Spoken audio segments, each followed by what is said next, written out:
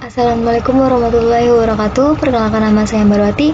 Saya dari 11 Mekatronika 1. Di sini saya akan mempresentasikan yaitu menganalisis gambar kerja atau gambar kerja untuk pembuatan prototipe produk barang atau jasa.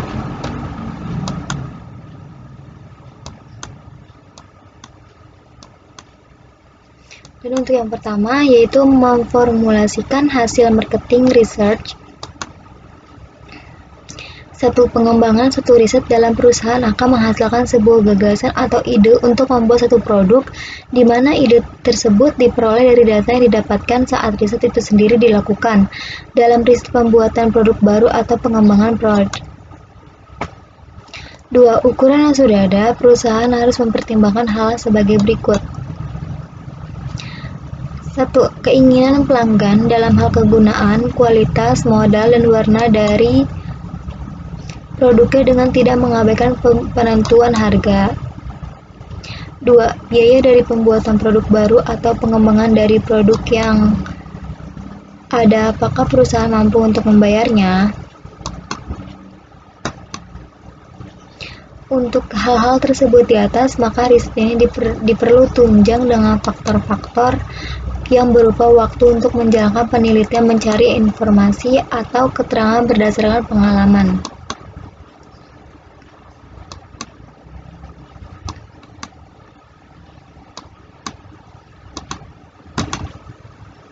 2. Mempertimbangkan kemampuan fasilitas perusahaan untuk melaksanakan kegiatan pembuatan suatu produk, maka desainer harus mempertimbangkan kemampuan dari perusahaan itu sendiri, diantaranya tenaga kerja, mesin-mesin, peralatan, penunjang, dan perkakas lainnya.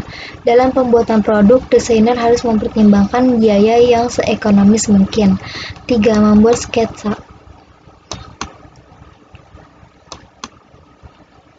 Jelas satu dengan yang lainnya, sketsa tersebut dibuat untuk mempermudah dalam pembuatan gambar kerja atau blueprint sketsa dari masing-masing produk. Walaupun sketsa ini tidak menunjukkan ukuran-ukuran yang sebenarnya, tapi dapat terlihat dari skala perbandingan. Dalam membuat sketsa bentuk dari produk yang akan dibuat.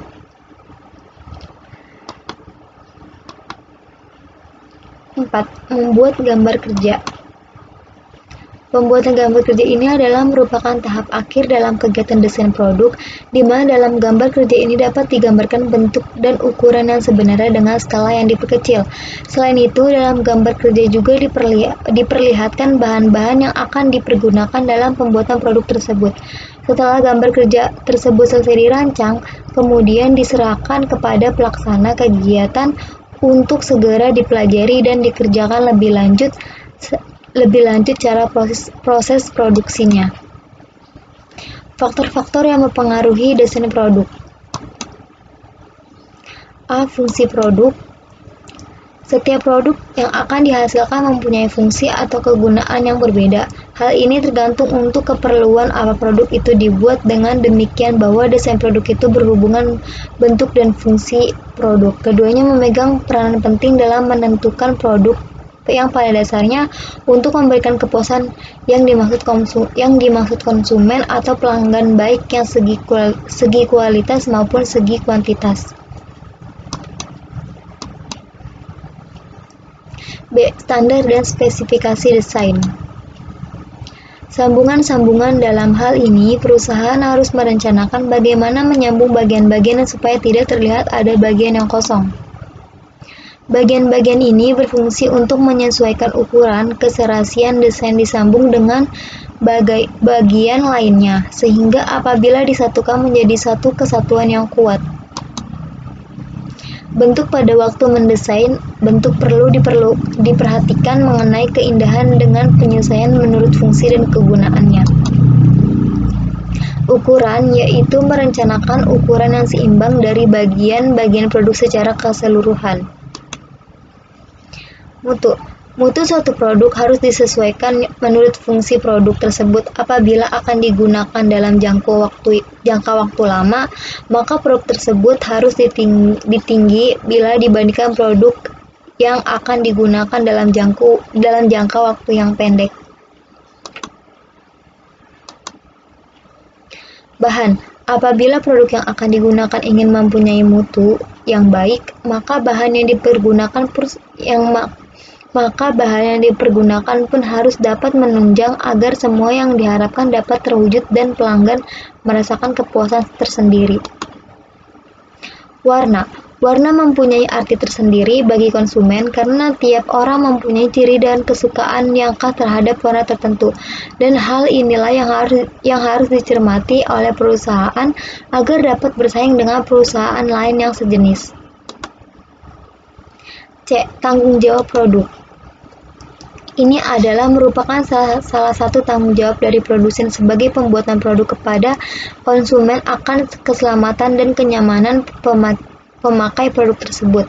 Oleh karena itu, faktor ini menjadi sangat penting untuk dipertimbangkan oleh perusahaan pada waktu mendesain produk tersebut. D. Harga dan volume.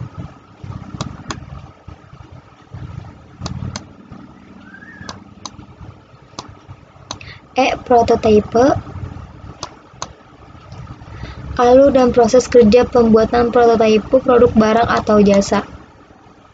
A. Diagram alur proses produksi, production flow chart diagram.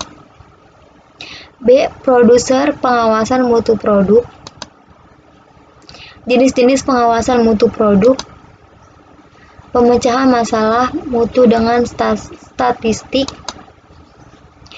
E. Alat kendali mutu.